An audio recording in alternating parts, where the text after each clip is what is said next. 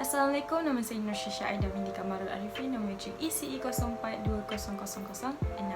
Tajuk saya yang diberi ialah mencipta mereka atau membuat suatu bahan bantu mengajar menggunakan bahan-bahan, dan juga bahan bantu mengajar ini dapat membantu kanak-kanak yang biasa, malah kanak-kanak yang luar biasa seperti kanak-kanak kurang upaya atau dikenali sebagai kanak-kanak berkeperluan khas atau istimewa. Okey, apa yang saya buat adalah bahan untuk mengajar saya adalah nama dia adalah Teddy Physical. Kenapa Teddy Physical? Okey, sebelum saya terangkan tentang Teddy Physical ni, saya akan bagi tahu berapa umur dan yang sesuai digunakan untuk mengajar kanak-kanak menggunakan bahan bantu mengajar saya. Bahan bantu mengajar saya yang sesuai digunakan umurnya adalah 4 hingga 6 tahun. 4 hingga 6 tahun, kenapa? Kerana 4 hingga 6 tahun ni kanak-kanak mudah mempelajari dan senang untuk faham dari segi bercerita ataupun dari segi pembelajaran aktiviti tersebut. Okey, kenapa saya buat bahan bantu mengajar macam boneka ni? Okey, saya menginspirasikan robot. Okey, kebanyakannya robot ini digunakan untuk pembelajaran, di mana pembelajaran yang baru-baru ni saya mengikuti sesi bersama dengan Dr. Lutfi. Dr. Lutfi mencipta sebuah robot untuk kanak-kanak, dan kanak-kanak berkeperluan khas dapat membantu dari segi sosial mereka. Jadi saya menginspirasikan itu dengan mencipta sebuah boneka. Boneka ini adalah Teddy Physical, di mana penggunaan dia saya akan bagi tahu sekejap lagi. Jenis perkembangan kanak-kanak apabila diajar menggunakan bahan bantu mengajar saya adalah fizikal badan dia, dan juga mental dia. Mental dia dari segi apa? Mindset dia. Apabila saya membuat sesuatu aktiviti itu, dan mindset apabila saya membuat aktiviti tersebut, mindset kanak-kanak tersebut akan mengikuti dan menjadikan rutin harian kepada kanak-kanak tersebut. Kanak-kanak akan mengamalkannya. Okey, jenis berkeperluan khas. Jenis berkeperluan khas apa? Kanak-kanak kategori keperluan khas apa yang saya sediakan ini untuk buat bahan bantu mengajar ni? Saya sediakan untuk ADHD dan juga kanak-kanak slow learner, di mana kanak-kanak ADHD selalunya kurang memberi tumpuan. Dia kurang memberi tumpuan, dia cepat leka. Jadi saya mencipta bahan bantu mengajar seperti mainan ini untuk dia menarik perhatian dia, supaya dia dapat menaikkan rasa semangat untuk belajar dia. Tapi dengan proses aktiviti pembelajaran dia lebih menarik, iaitu dengan bercerita, menyanyi sambil bermain bahan bantu mengajar ni, sambil melakonkan apa benda yang dibuat oleh anak patung ni, iaitu bahan bantu mengajar ni. Teddy Physical ni, kegunaan dia adalah dia kadang-kadang ni imitate ni dari segi dia meniru apa yang orang dewasa, apa yang orang di sekeliling dia, apa yang di sekeliling dia, apa yang dia cepat dipengaruh. Dia seolah kain putih yang bila kita kena corakkan dia, barulah dia berwarna. Di mana kita kena membentuk dia, kita kena buat sesuatu supaya dia boleh mengamalkan, baru dia bertiru dan dia akan terapkan benda tu. Okey, kegunaan dia dan apa yang bahan bantu mengajar saya ni boleh buat adalah saya akan mencipta sebuah aktiviti di mana lakonan semula ataupun bercerita, di mana contohnya lah rutin harian, bertemakan rutin harian, apa yang dewasa buat dan juga kanak-kanak perlu buat. Seperti contoh, ini adalah diri saya sendiri, hitam putih, diri saya sendiri, di mana saya menyapa orang bila saya berjumpa, seperti hai, assalamualaikum. Jadi lambai tangan itu seolah mesra. Kanak-kanak itu akan ikut balik.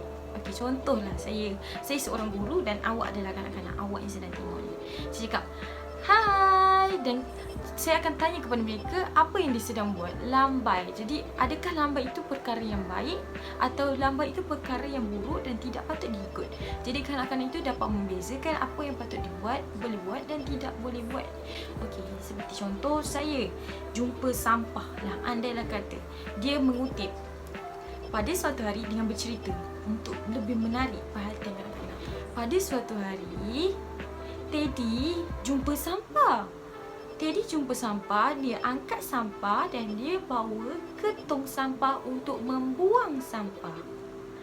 Adakah perbuatan Teddy tersebut bagus atau tidak? Jadi saya akan tanya kepada kanak-kanak itu. Jadi perbuatan itu ketika lakonan yang dibuat oleh Teddy fizikal ini akan ditiru oleh kanak-kanak apabila kita bercerita, dan kanak-kanak tu akan macam, oh, bila kita jumpa sampah, kita kena buang. Jadi itu objektif dan pencapaian yang saya harap kanak-kanak dapat belajar daripada segi cerita, lakonan dan juga nyanyian ataupun sebuah aktiviti yang dilakukan oleh bahan bantu mengajar ini. Jadi lebih mudah difaham dengan lakonan semula atau imitation, peniruan. Jadi jom kita belajar macam mana nak buat Teddy supaya ramai-ramai boleh buat Teddy dan ramai-ramai boleh mengajar kanak-kanak, dan kanak-kanak juga boleh bermain dengan Teddy tersebut. Jom kita belajar macam mana nak buat Teddy. Jom. Hello guys, jom buat Teddy. Okey, bahan-bahan yang pertama adalah kita perlukan stokin. 1, 2, 3 stokin. Okey, bahan kedua adalah kapas, gumpal-gumpal kapas. Okey, jom kita pergi ke bahan ketiga. Bahan ketiga adalah gunting. Okey, gunting ni kena pengawasan ibu bapa. Kanak-kanak, kalau ada kanak-kanak, kena ada pengawasan ibu bapa. Okey, yang keempat adalah benang dan jarum. Okey, jarum ni pun kena ada pengawasan ibu bapa tau. Tajam ni tau jarum ni. Okey, jom kita pergi ke 5. 5 ni pun tajam. Gunting untuk benang. Jom kita tengok. Tajam tau. Gunting tu pun dah apatah lagi nanti kita gunting tangan kanak-kanak. Pengawasan bapa amatlah penting. Yang terakhir adalah butang ataupun button. Okey, so jom kita start. Pertama sekali kita kena apa? Kita kena ambil stokin. Stokin yang pertama. Okey, stokin yang pertama kita kena buat apa? Kita kena gumpal, letak apa? Stuff in, buat kata bahasa Inggeris. Stuff in the kapas. Masukkan kapas tu ke dalam stokin. Masukkan sampai dia padat. Okey. Seterusnya kita padatkan kat dalam stokin tu.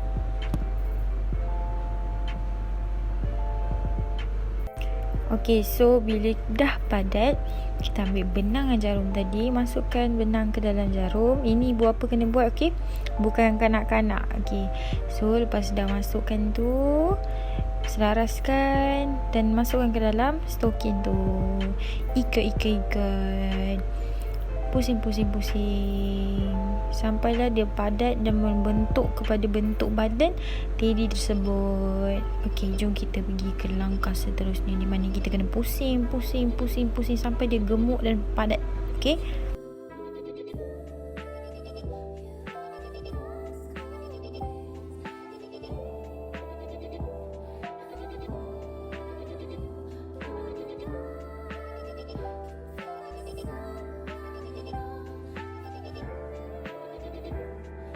Okey, so dah jadi macam ni. Okey, jom kita pergi masukkan kat bahagian kepala dia pula. Kita kena masukkan kapas tu kat dalam kepala supaya dia berbentuk jadi kepala Teddy tu.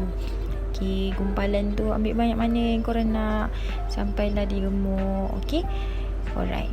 So kita ukur dulu saiz dia okey ke tak. Ukur. Lepas tu kalau dah rasa cukup, kita akan keluarkan dan kita akan gunting bahagian yang kita tak nak. Okay, so kita akan tengok Osha gunting kat situ. Gunting bahagian yang kita tak nak berlebihan. Dan kita akan masukkan kapas tu selepas gunting. Gunting ni ibu bapa tolong buat. Jangan bagi kanak-kanak menggunakan alat yang tajam sebab bahaya. Okay, selepas tu saya masukkan.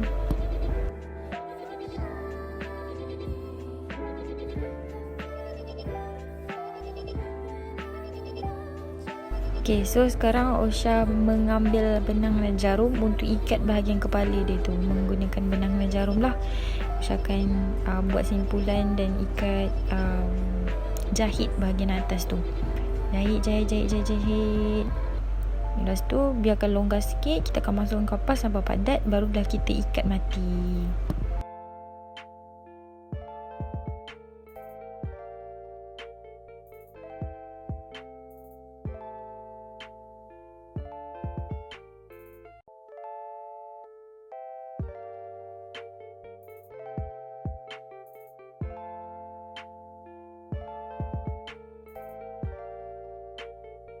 Okey, so sekarang kita nak buat bahagian tangan dia pula. Okey, ambil stokin hitam yang tadi yang kita tunjuk tadi tu, stokin kedua, kita akan potong bahagian tengah untuk jadikan dua bahagian tangan anak patung teddy tu lah.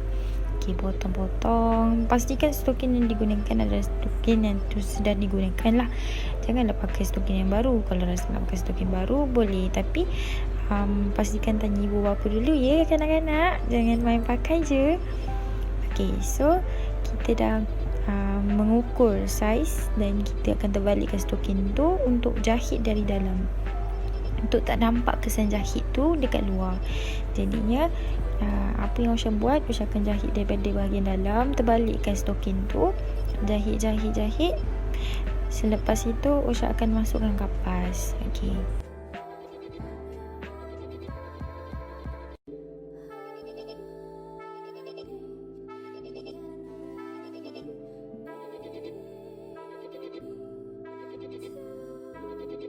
Okay, siap sudah proses menjahit bahagian dalam. So Usha akan terbalikkan bahagian tangan dia tu menggunakan jari Usha, muat-muat je. Okay, so keluarkan bahagian sepatutnya bahagian luar tu. Okay, lepas tu dua sekali, dan Usha akan start masukkan kapas ke dalam tangan tersebut untuk memenuhi ruang tangan tersebut. Tapi Usha ukur dulu sama tak dia punya ukuran dia tadi tu. Okay, so Usha masukkan kapas dan Usha akan jahit selepas itu.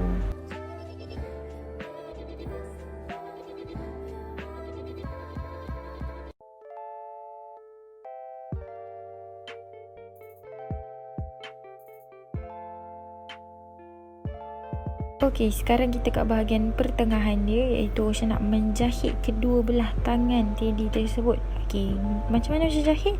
Usha mengambil jarum pergi ke kanan dan masukkan ke bahagian tengah badan teddy, bahagian leher teddy tersebut, dan Usha pergi ke tangan kiri pula dan pusing lilit dan jahit lagi sekali, lilit sampailah dia membentuk tangan yang selari lah. Lagi selepas itu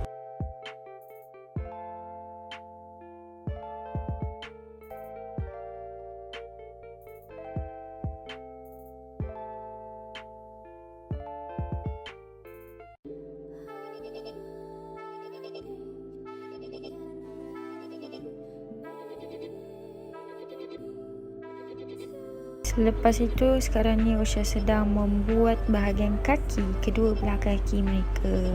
Untuk kemudahan saja, Usha tidak menjahit bahagian tengah di bahagian perut mereka, kerana stokin ini mengikut saiz badan anak patung teddy tersebut. Jadi Usha memotong ke bahagian tengah teddy tersebut punya stokin tu.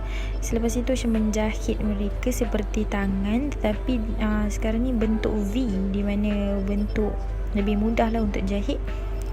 Okey, selepas itu Usha akan terbalikkan dan masukkan kapas sama seperti yang lain, tapi kali ni mudah sedikit, di mana Usha sarungkan bagai seluar sahaja teddy tu.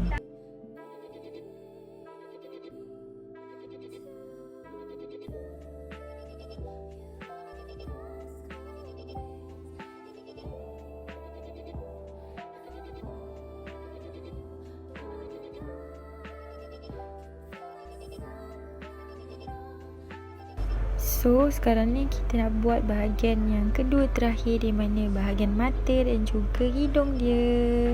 Apa yang Usha buat adalah Usha cocok bahagian mata itu dan Usha akan gunting sebagai menjadi lubang supaya mata tersebut masuk ke dalam bahagian yang sepatutnya, dan juga hidung tersebut.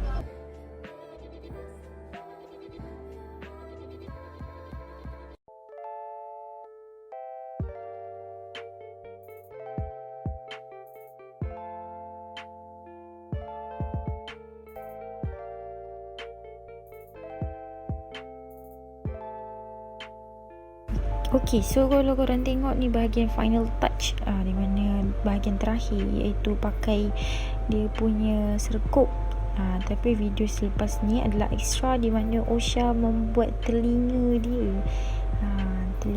untuk menampakkan bahawa dia seekor panda. Di mana menggunakan lebihan stokin yang ada, Osha menggunakan lebihan stokin tu untuk dijadikan telinga dan jahit telinga tersebut dengan menggunakan jarum dan benang.